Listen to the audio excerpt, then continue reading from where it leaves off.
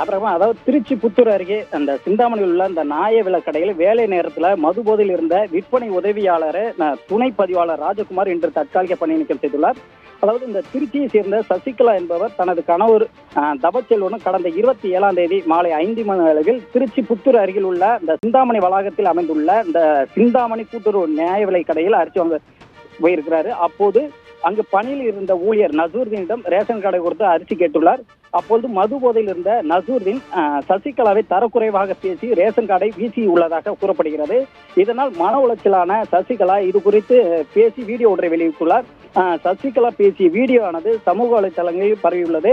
இந்த நிலையில் இன்று புத்தூர் அருகே உள்ள இந்த சிந்தாமணி நுகர்வோர் கூட்டுறவு மொத்த விற்பனை பண்டக சாலையில் உதவி விற்பனையாளராக பணியாற்றும் நசூர்தீன் என்பவர் பணி நேரத்தில் மது போதையில் இருந்துள்ளதாகவும் வாடிக்கையாளரிடம் அநாகரிகமாக பேசியதாக எழுந்த புகாரின் அடிப்படையில் கூட்டுறவு மொத்த விற்பனை பண்டக சாலையின் துணை பதிவாளர் கடையில் விசாரணை செய்த போது அப்போது கூட அவர் மது போதையில் ரேஷன் கடையில் படுத்திருந்துள்ளார். இதனை அடுத்து நசூர்தீனை தற்காலிக பணி நீக்கம் செய்து கூட்டுறவு மொத்த விற்பனை பண்டக சாலையின் துணை பதிவாளர் ராஜகுமார் உத்தரவிட்டுள்ளார். இதனையடுத்து மது போதையில் இருந்த நசூர்தீனை அவரது மனைவி கை தங்களாக அழைத்து சென்றார். நசூர்தீன் சிந்தாமணி வளாகத்திலே போதையில் சுட்டுறது அனைவரையுமே இந்த முகம் சுளிக்க வைத்தது. தினமும் மது போதையில் ரேஷன் கடை ஊழியர் இந்த சம்பவம் பொதுமக்களிடையே பெரும் அதிர்ச்சியை ஏற்படுத்தியுள்ளது. அபிரகம்.